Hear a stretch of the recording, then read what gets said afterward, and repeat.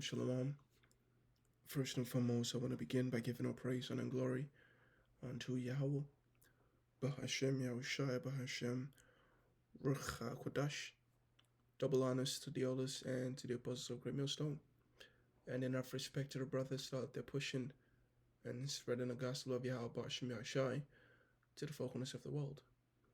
Now, through the spirit and power of Yahweh, Bahashem Yahushai, I just wanted to go into the book of Ecclesiastes, actually beginning with the first chapter.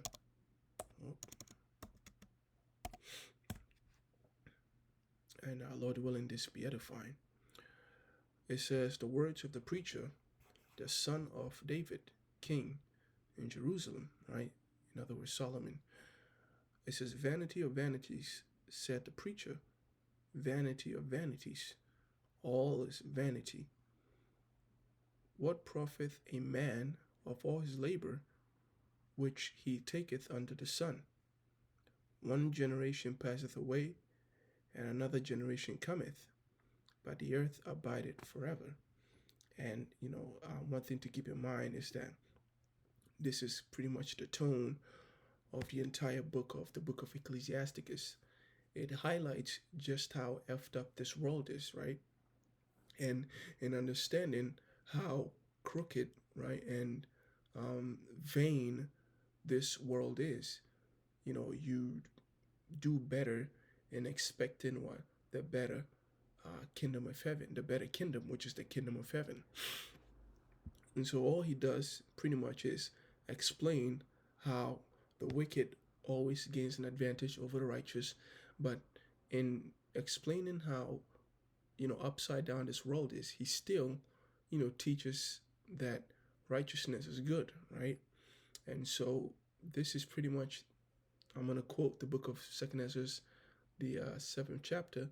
This is the condition of the battle in which man must fight, right? We fight against wickedness. We fight against our own wickedness and against the wickedness of the world. And we must prevail, right, in the end. So it says, one generation passes away, right? One of the things that's wrong with this place is what, I guess in this present time, is our death.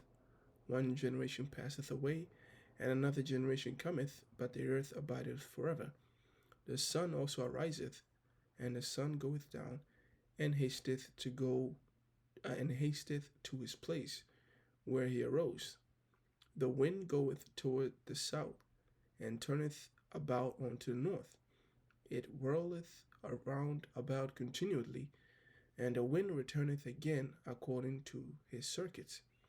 All rivers run into the sea, yea, yet the sea is not full. Unto the place from whence the river come, thither they return again. All things are full of labor. Man cannot utter it. The eye is not satisfied with seeing, nor the ear filled with hearing. The things that have been, it is that which shall be, and that which is done is that which shall be done. And there is no new thing under the sun. And it's something that we quote very often, right? Because, the context of that really begins with verse 4. And it pretty much tells you how, nature just keeps on continuing its course while men just die and new generations are brought into it. And there is no remembrance of former things, neither shall there be any remembrance of things that are to come with those that shall come after. Now, this is talking about, again, this world, right? This present eon. It's not talking about the kingdom of heaven. The kingdom of heaven, there shall be no forgetfulness, right? The works of the servants of the Lord of the nation of Israel will always be remembered, right, and held in high esteem. It says, I, the preacher, was king over Israel in Jerusalem, and I gave my heart to seek and search out by wisdom concerning all things that are under the sun. This sore travail hath God given to the sons of men to be exercised therewith, right? I have seen all the works that are done under the sun, and behold, all is vanity and vexation. That which is crooked cannot be made straight, and that which is wanting cannot be what? Cannot be numbered, right? And so let's look at it in different translations. This is pretty much what the world is, right? It's kind of incurable. That which is right bent cannot be straightened, and that which is lacking, in other words, missing, it can't be what? It can't be counted. All right. And so that's pretty much like how this world is. It is you trying to, you know, prosper in this world, but this world, it's something that is meant to be destroyed, right? It's any work that's put into this wicked society ultimately is brought to ruin, right? And so it says, I commune with mine own heart, saying, Lo, I am come to great estate, and have gotten more wisdom than all they that have been before me in Jerusalem. Yea, my heart had great experience of wisdom and knowledge, and I gave my heart to know wisdom, and to know madness and folly. I perceive that this also is vexation of spirit.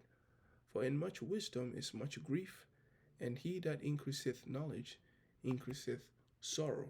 Right? Hey, the scripture even says, what is it?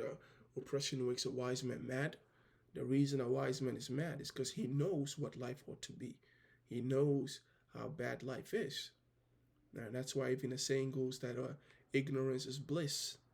And so, yeah, I don't want to make this video very long, but I'm just gonna be going into the book of Ecclesiastes, so that we and just allow Solomon to explain, how this world is, and how we look forward to his return, right? Yahweh Shai, his return, and to eventually, get rid of all this vanity. So, in closing, I want to give all praise and glory unto Yahweh, Bahashem Yahushai, Bahashem Ruach HaKodesh. And until next time, Shalom.